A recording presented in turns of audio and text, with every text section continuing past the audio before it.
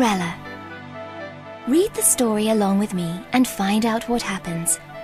You will know when it's time to turn the page when you hear this sound.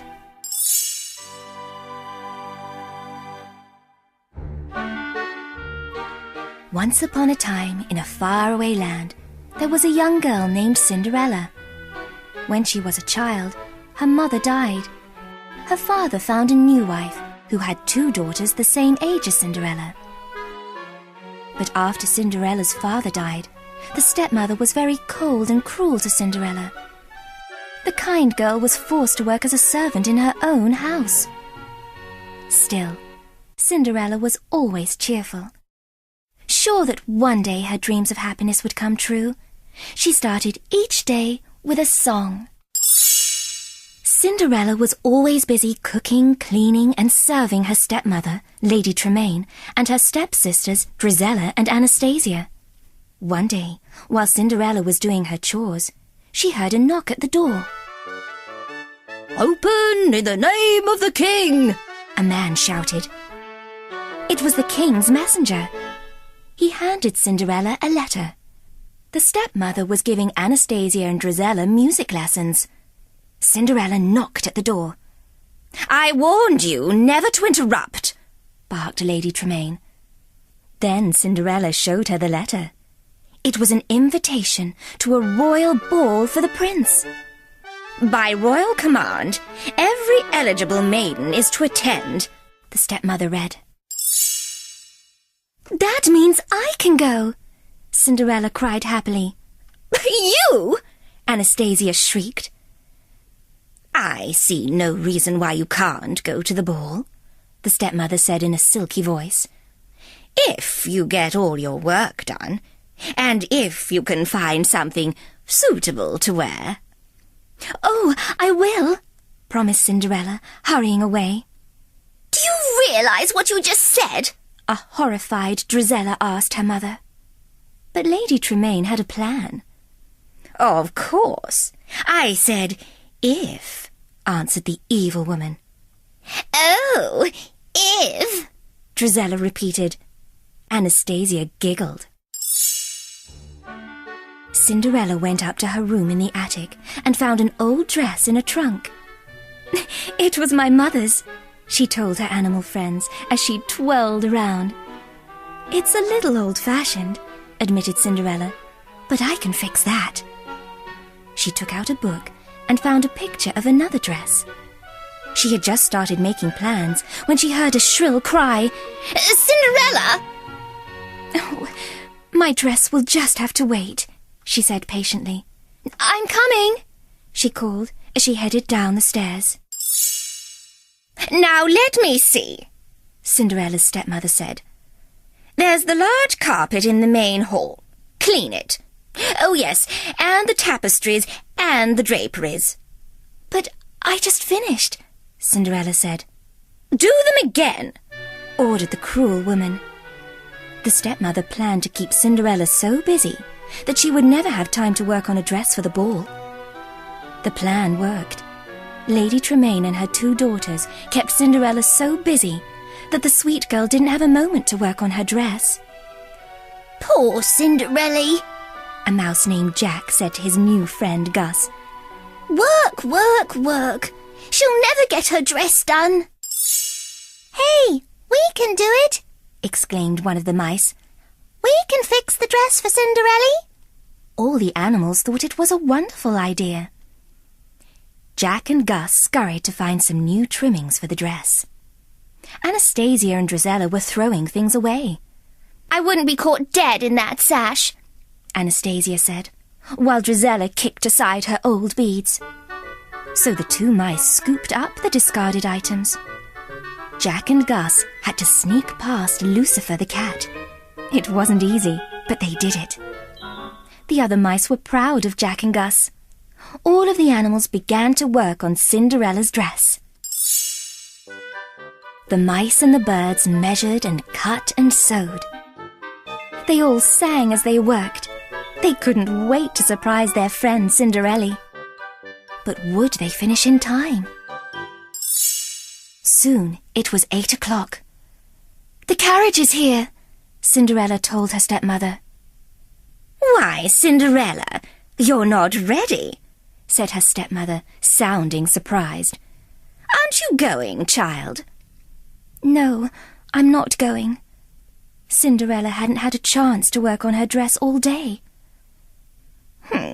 There will be other balls," her stepmother told her smugly, knowing she had kept Cinderella from going to this one.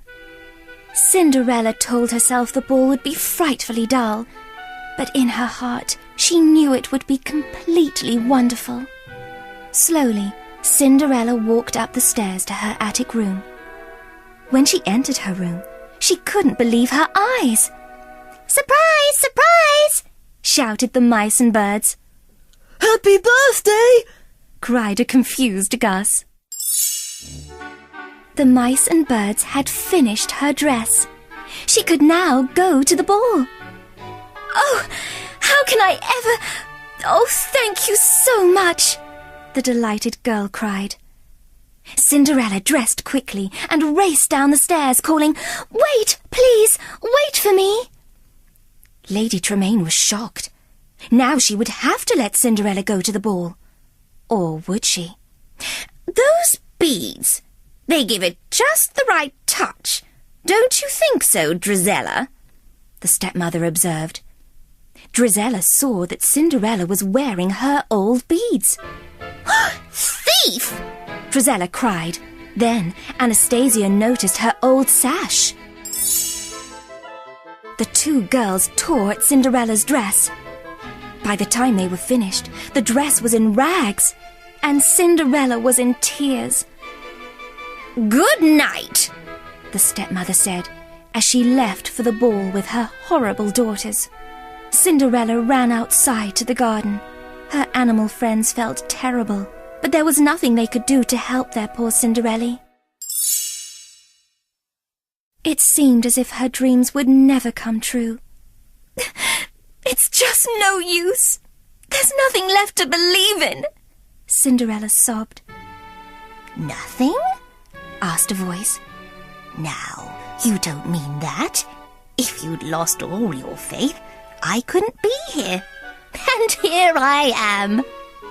It was Cinderella's fairy godmother, and she was going to help Cinderella go to the ball.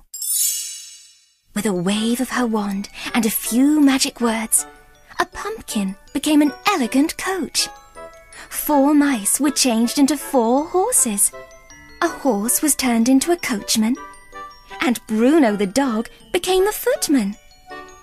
The fairy godmother was pleased. "Well, hop in, my dear. We can't waste time." But Cinderella wasn't quite ready. "Don't you think my dress—" she began. The fairy godmother looked at Cinderella. "Oh, goodness! You can't go to the ball in that." She waved her wand one last time, and Cinderella was wearing a beautiful ball gown. Cinderella loved her dress.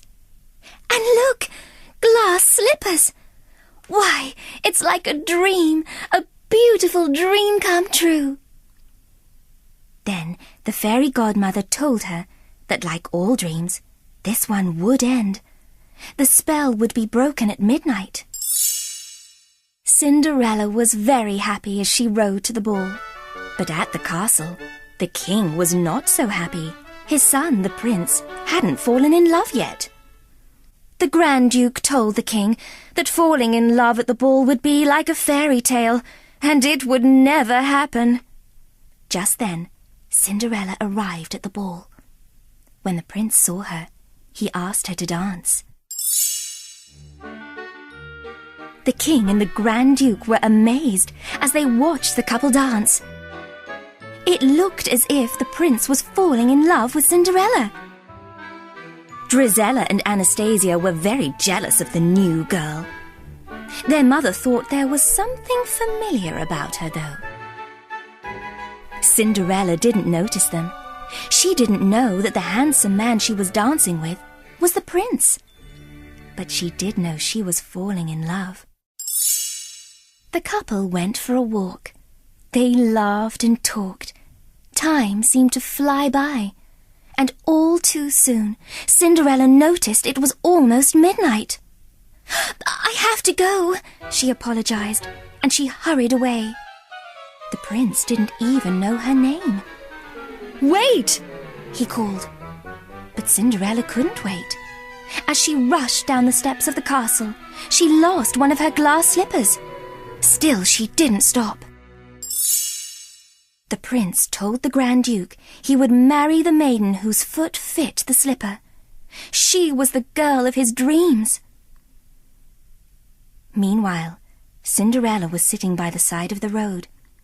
Everything had been changed back. But Cinderella still had a glass slipper and memories of a magical night. It wasn't long before everyone knew the prince was looking for his mystery maiden. The Grand Duke was going from house to house to find her. The news made Cinderella happy. Too happy for the stepmother's liking. So the stepmother locked Cinderella in her attic room. "You can't keep me in here, please," sobbed Cinderella. The stepmother put the key in her pocket. Jaq and Gus wanted to help. They took the key from the stepmother. The two brave mice worked hard to bring the key up to Cinderella. But would they reach her in time? By now, the Grand Duke and a footman had arrived at Cinderella's house. Drizella tried on the slipper. When it didn't fit, she blamed the poor footman. Get away from me! She shouted. The slipper didn't fit Anastasia either. "Are there any other ladies of the house?" the Grand Duke asked. "There is no one else," replied Lady Tremaine. Just then, they heard Cinderella calling, "Your Grace! Your Grace!" The mice had freed Cinderella. The jealous stepmother didn't want to let Cinderella try on the slipper, so she tripped up the footman, and the slipper broke. Luckily, Cinderella had her other slipper in her pocket. The Grand Duke was delighted. And so was the prince. He had found the girl of his dreams. But no one was happier than Cinderella. All of her dreams had come true. Cinderella and the prince lived happily ever after.